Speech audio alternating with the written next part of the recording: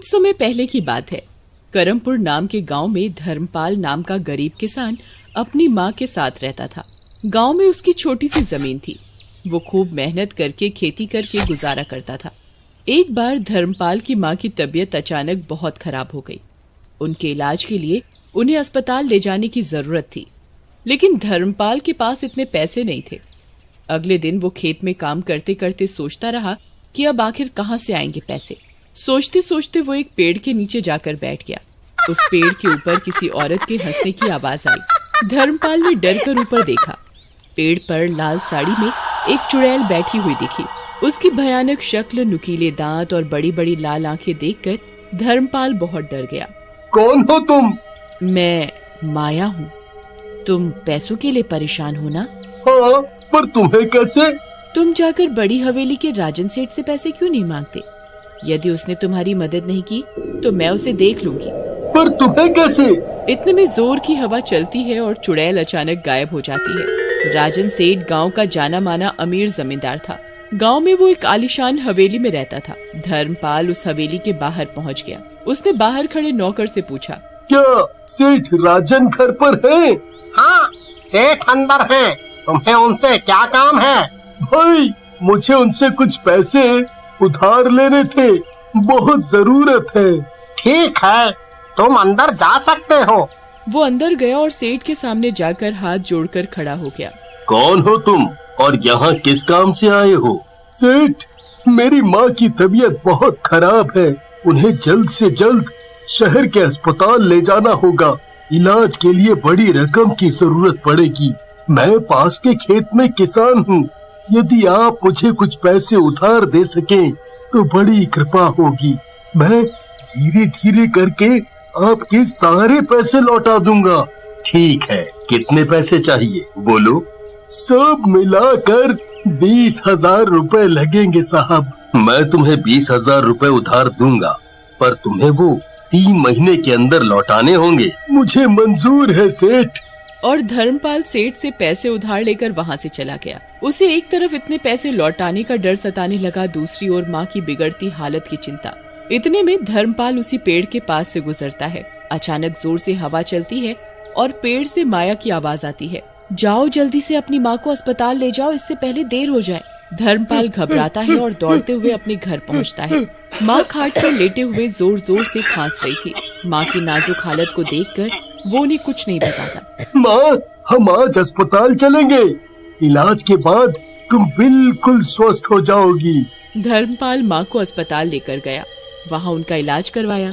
कुछ दिन में धर्मपाल की माँ स्वस्थ हो गई और दोनों वापस गांव लौट आए। अब धर्मपाल खेत में और मेहनत करने लगा ताकि उधार चुका सके, पर बदकिस्मती से उसकी सारी फसल खराब हो गई। अब सेठ के पास जाकर माफी मांगने और पैसे चुकाने के लिए थोड़ा और वक्त मांगने के सिवा कोई उपाय नहीं है।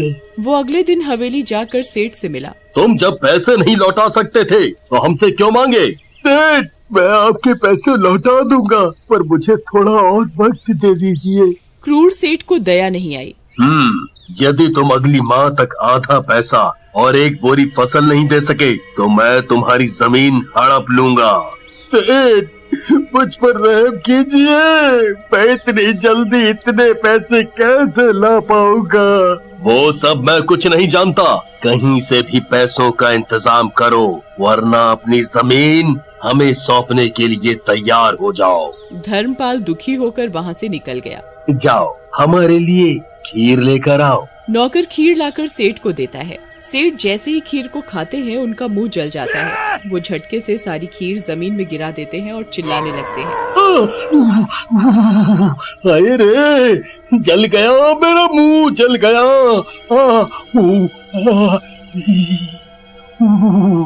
ये देखकर नौकर आश्चर्य में पड़ जाता है और सोचता है, मैंने तो जब खीर लाई तो इतनी गर्म नहीं थी, ये कैसे हो गया?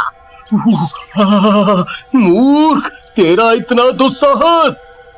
नौकर डर से कांपने लगता है। पता नहीं साहब, ये कैसे हो गया? उतने में बाहर कमरे से एक औरत के हंसने की आवाज आती है। कौन है वहाँ? नौकर बाहर के कमरे की ओर दौड़ता है, पर वहाँ पहुँचने पर वहाँ कोई नहीं होता। ये किसकी आवाज थी? हवेली में तो कोई महिला नहीं है।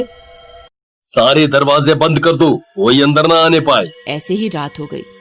रात को सेठ सोने की तैयारी करने लगे। उन्हें प्यास लगी तो वो घड़े से पानी निकाल कर पीने लगे, पर पानी पीते ही उनका मुंह जल जाता है। वो पानी का गिलास झटक देते हैं और चिल्लाते हैं,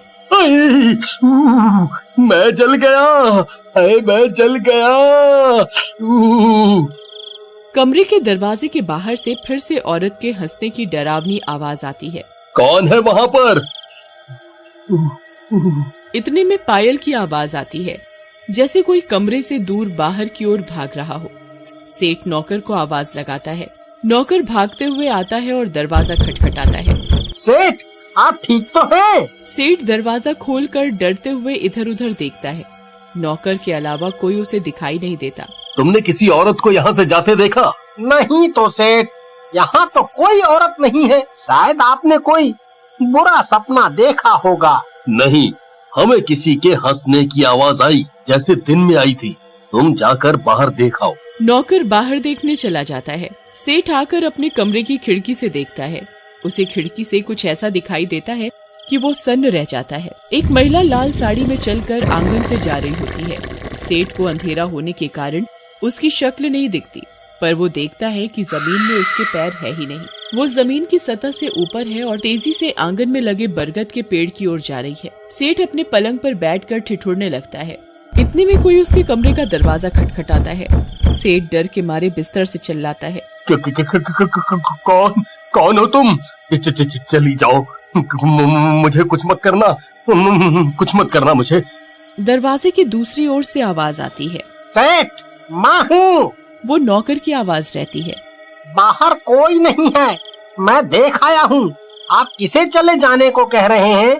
सेठ दरवाजा खोलते हैं। मैंने किसी औरत को आंगन से जाते देखा। सेठ, मैंने तो अभी सब जगह देखा, कहीं कोई भी नहीं है। आपको भ्रम हुआ होगा, आप सो जाइए। 1 महीने बाद धर्मपाल का पैसे लौटाने का वक्त आ जाता है। जाओ, खेत में जाकर उसे बुला कर ले आओ। अब यदि वो उधार की रकम नहीं दे पाया तो उसकी जमीन हड़प लेंगे। नौकर धर्मपाल के खेत जाता है, पर वो जाकर देखता है तो वहाँ वो है ही नहीं। जरूर ये धर्मपाल पैसे चुकाने के डर से दुबक के घर पे बैठा होगा। मैं उसके घर जाकर देखता हूँ। नौकर उसके घर की ओर जाने लगता है। रास्ते में उसे चलते हुए अचानक पीछे से पायल की आवाज आती है। वो पलटकर देखता है तो कोई नहीं होता। जैसे ही वो आगे मुड़ता है, उसके सामने लाल साड़ी वाली डरावनी चुड़ैल खड़ी होती है और डरावनी आवाज में कहती है, मैं माया हूँ। अपने सेठ से जाकर कहो कि यदि उसने धर्मपाल को पैसों के लिए परेशान किया तो मैं उसे खा जाऊंगी। ये कहकर चुड़ैल गायब हो जाती है। नौकर भागता हुआ हवेली तक जाता है और सेठ को सारी बात बताता है। सेठ ये सुनकर डर जाता है। सेठ और नौकर सरपंच के घर जाते हैं और ये सारी बात बताते हैं। पास में सरपंच की बुजुर्ग माँ ये सब सुन रही होती हैं। वो कहती हैं, ये जरूर माया का काम होगा। हाँ, उसने यही नाम बताया था। इसी गांव में एक किसान रहता था। एक बार उसकी पत्नी की तबीयत बहुत खराब हो गई, पर किसान के पास इलाज के पैसे नहीं थे। उसने गांव के कई अमीर सेठ से पैसों के लिए प्रार्थना की, पर सबने उसे इनकार कर दिया। किसान की बीवी की तबीयत बिगड़ने की वजह से वो चल बसी। इतना सुनकर सेठ को सब समझ आ जाता है। मैं धर्मपाल की मजबूरी नहीं समझते हुए उसे पैसों के लिए धमकाता रहा। तुम यदि किसान से माफी मांग लो तो वो चुड़ैल तुम्हें परेशान करना बंद कर देगी। मैं जाकर धर्मपाल से माफी मांगता हूँ। सेठ धर्मपाल के घर जाता है। जाकर देखता है कि धर्मपाल बुखार से तड़प रहा है। मेरा बेटा धर्म उधार चुकाने की चिंता के कारण बहुत बीमार पड़ गया है। माँ जी, मुझे माफ कर दीजिए। मैं ही वो सेठ हूँ जो धर्मपाल को पैसों के लिए धमकाता रहा। धर्मपाल, मुझे माफ कर दो। तुम्हें उधार के लिए अब मैं परेशान नहीं करूँगा। तुम्हें वो उधार चुकाने की भी जरूरत नहीं, बस तुम स्वस्थ हो जाओ। बहुत बहुत शुक्रिया सेठ, मैं आपका आभारी रहूंगा। माया चुड़ैल ने फिर कभी सेठ को परेशान नहीं किया।